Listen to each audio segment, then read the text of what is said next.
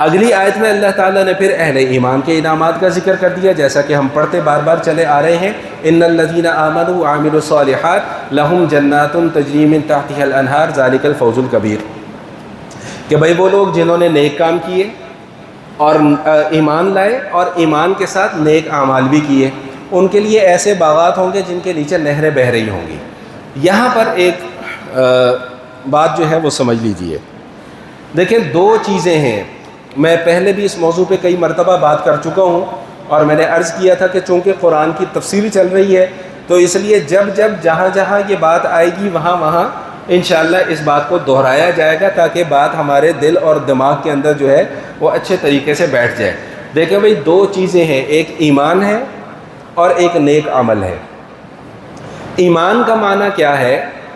ایمان کا معنی یہ ہے کہ جن چیزوں کو ماننا فرض ہے ان کو دل سے بھی مان لینا اور زبان سے بھی اس کا اقرار کر لینا۔ وہ ایمان مفصل اور ایمان مجمل یاد ہے نا، بچپن میں یاد کیا ہوگا، آخری کیا لفظ ہے اس کا؟ اقرار باللسان و تصدیق بالقلب، کہ زبان سے اقرار کرنا ہے اور دل سے کیا کرنی ہے بھائی؟ تصدیق کرنی ہے۔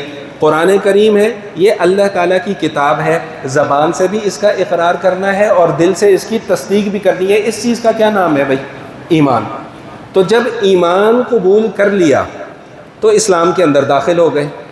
اب اگلا مرحلہ یہ آتا ہے کہ اسلام نے جو پابندیاں لگائی ہیں ان پابندیوں پر عمل کرنا ہے، یہ ہے اعمال صالحہ۔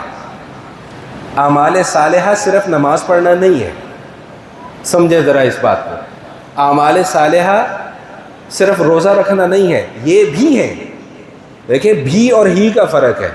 ہم نے ذہن اپنا کیا بنایا ہوا ہے کہ 5 وقت مسجد میں آگے ہم کہتے ہیں جی ہم عمل صالح کر رہے ہیں، ہم بڑے نیک ہیں جی، ہم بڑے پارسا ہیں، حالانکہ صرف نماز پڑھنا پارسائی کا ثبوت یہ تو فرض ہے۔ یہ تو جس نے لا الہ الا اللہ محمد رسول اللہ پڑھ لیا اس نے نماز پڑھنی ہے، وہ نہیں پڑھے گا تو آخرت میں جا کے چھتر کھائے گا۔ لیکن نماز تو صرف روزہ رکھنا یہ عمل صالح، صرف زکوٰۃ دینا یہ عمل صالح نہیں ہے۔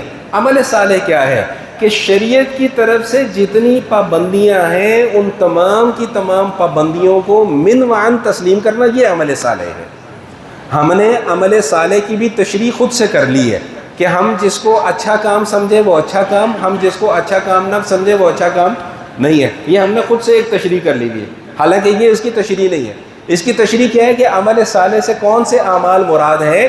وہ اعمال مراد ہیں جو اللہ نے بتلائے ہیں، نبی علیہ الصلوۃ والسلام نے سکھلائے ہیں، صحابہ نے کر کے دکھلائے ہیں۔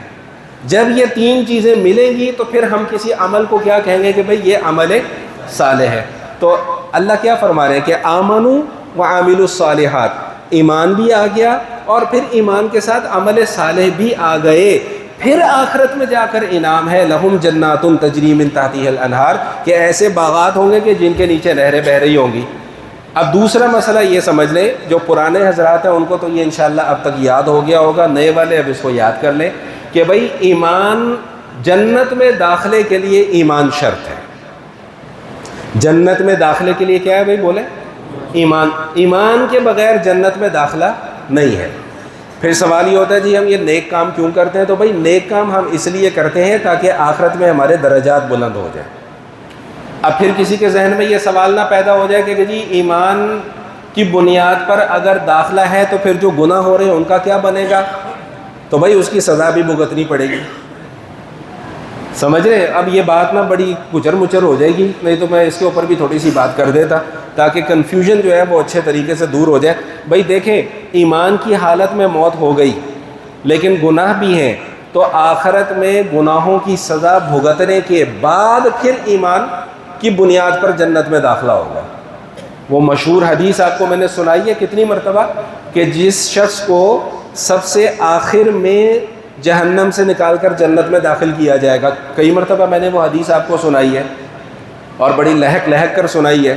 اگر ایمان کی تازگی کے لیے اگر اجازت ہو تو میں دوبارہ سنا دیتا ہوں۔ حدیث کا مفہوم اور خلاصہ کیا ہے کہ مومن ہوگا لیکن گناہ گار ہوگا، جہنم میں عذاب بھگت رہا ہوگا۔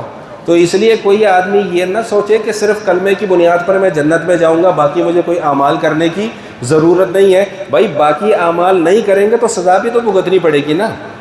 اب وہ اللہ کی مرضی ہے، چاہے وہ 100 سال کے بعد جہنم سے نکالے، چاہے 500 سال کے بعد جہنم سے نکالے۔ ہم تو ایک سیکنڈ نہیں برداشت کر سکتے، تو 400-500 سال کیسے برداشت کریں گے؟ تو وہ حدیث شریف میں کیا آتا ہے کہ ایک شخص گناہ گار لیکن مومن، لیکن جب اللہ کی مشیت ہوگی، اللہ کا ارادہ ہوگا کہ اس کو اب جہنم سے نکال کر جنت میں داخل کر دیا جائے، تو اللہ تعالیٰ، یہ حدیث کے الفاظ ہے، کوئی قصہ یا کہانی نہیں سنا رہا آپ کو، اللہ اس کو نکال کر جہنم کے کنارے پہ لے آئیں گے۔ اللہ بھی اب اپنے بندے کے ساتھ نا محبت کا اظہار عجیب طریقے سے کرتے ہیں۔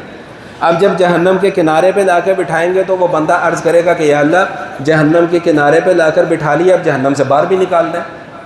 اللہ فرمائیں گے کہ اچھا اس کے بعد مجھ سے کچھ مانگے گا تو نہیں؟ نہیں جی نہیں، اس کے بعد میں آپ سے کچھ نہیں مانگوں گا۔ چنانچہ اسے جہنم سے نکال کر باہر بٹھا دیا جائے گا اور سامنے جنت دکھا دی جائے گی۔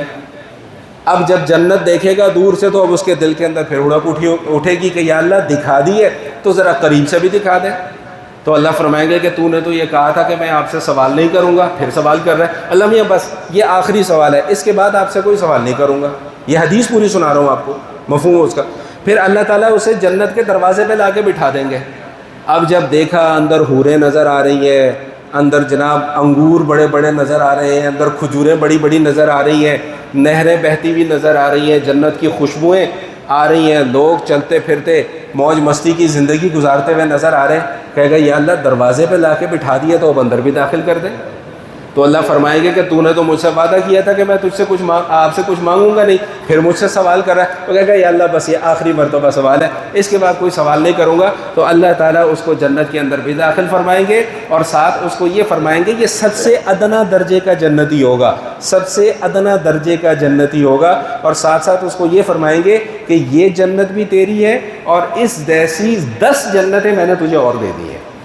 یہ وہ شخص ہوگا جو ایمان کی بنیاد پر، اپنے اعمال کی وجہ سے نہیں کیا، اعمال تو خون کھاتے میں چلے گئے سارے کے سارے، اعمال کی وجہ سے تو رگڑا لگا، جہنم کا عذاب برداشت کرنا پڑا، تو صرف ایمان کی بدولت وہ جنت کے اندر گیا۔ تو اب جس کے پاس ایمان بھی ہو اور نیک اعمال بھی ہو، اس کا پھر کیا مقام اور مرتبہ ہوگا۔ تو اس لیے یہ بات اچھے طریقے سے سمجھ لیں کہ مومن اور کافر کے اندر بڑا فرق ہے۔ اللہ تعالیٰ بار بار قرآن کریم میں یہی بات ارشاد فرماتے ہیں کہ مومن اور کافر آپس میں برابر نہیں ہو سکتے۔ کافر ایک دفعہ جہنم میں چلا گیا تو پھر وہ باہر نہیں نکلے گا۔ مومن اگر جہنم میں چلا بھی گیا نا اپنے گناہوں کی وجہ سے، تو کبھی نہ کبھی اللہ اسے جہنم سے نکال کر جنت کے اندر داخل بولے بھائی ضرور فرما دیں گے۔ تو بھائی جنت جو ہے وہ ایمان کی بیس پر ملے گی، ایمان کی بنیاد پر ملے گی، اعمال کی بنیاد پر نہیں ملے گی، اعمال کی بنیاد پر درجات ملیں گے۔ ایک بات ہو گئی۔ دوسری بات یہ جو فرمایا نا کہ لہم جنات تجری من تحتها الانہار، کہ ان کو ایسے باغات ملیں گے جس کے نیچے نہریں بہتی ہوں گی۔ ہمارے ایک ساتھی ہیں جمعے کے، آج آئے نہیں ہیں ابھی تک، اچھا خیر، وہ ابھی کچھ 4-5-6 جمعے پہلے مجھے کہنے لگے مولانا یہ ذرا سمجھائیں کہ یہ جو باغات ہوں گے ان کے نیچے نہریں بہہ رہی ہوں گی، یہ کیا معاملہ ہے؟ تو میں نے ان کو جو جواب عرض کیا وہ آپ کو بھی عرض کر دوں کہ بھائی یہاں اس دنیا کے اندر بیٹھ کر میں، آپ، ہم سب جتنے بھی اہل ایمان ہیں، ہم اپنی سوچ اور سمجھ کے مطابق جنت کا ایک مختصر سا تصوراتی خاکہ تیار کر سکتے ہیں، عین جنت کا مشاہدہ ہم یہاں پر نہیں کر سکتے۔ کیسی ہوگی نہیں پتہ، یہ انشاءاللہ کہیں، انشاءاللہ جب وہاں پر جائیں گے پھر ہی پتہ لگے گا کہ وہ کیسی ہے۔ تو اب وہ باغات کے نیچے سے نہریں بہہ رہی ہوں گی، بھائی اللہ نے کہہ دیا بہہ رہی ہوں گی تو ہمارا ایمان ہے کہ جی بہہ رہی ہوں گی۔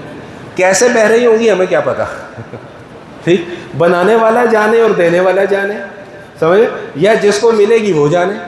تو ملے گی تو وہاں پر جا کر، یہاں پر جا کر تو نہیں ملے۔ ہاں ایک تصور ہم اپنے ذہن کے اندر ایک تیار کر سکتے ہیں کہ شاید وہ اتنی کوئی لیٹسٹ کوئی ٹیکنالوجی ہوگی جنت کی کہ شیشے جیسا شاید کوئی فرش ہوگا، اس کے نیچے سے نہریں بہتی ہوئی نظر آ رہی ہوں گی اور اس کے اوپر باغ بھی اگا ہوا ہوگا۔ اللہ کے لیے تو ناممکن تو نہیں ہے نا جی۔